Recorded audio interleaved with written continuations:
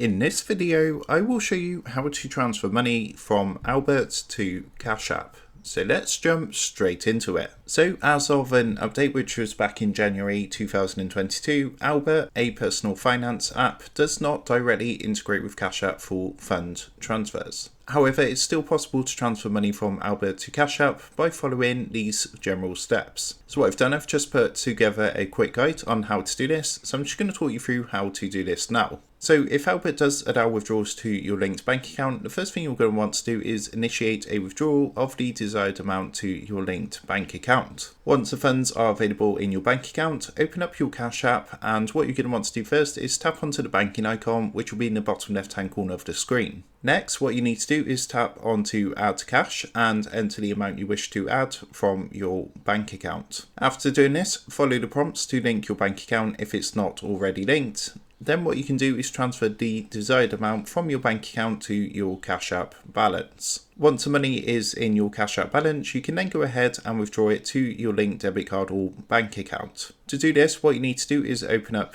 Cash App, then tap onto the Balance tab, and then go ahead and enter the amount that you wish to withdraw. Next, you need to choose whether to withdraw to your linked bank account or debit card. After doing this, go ahead and follow the rest of the prompts to complete the withdrawal. Now, by following these steps, you can still indirectly transfer money from Albert to Cash App. Remember to review any associated fees and processing times for both Albert and Cash App. And also be sure to have your bank account properly linked to both platforms. Additionally, keep in mind that platform integrations and features may change over time, so it's a good idea to check for any updates or changes to the services offered by both Albert and Cash App. So with that being said, I hope this tutorial did help you out today, and if this did help you out, I would really appreciate it if you was to consider dropping down below the video, leaving a like, and also subscribing to the channel. With that being said, I just want to take a minute to thank you guys for watching this quick tutorial, and I will see you in the next video.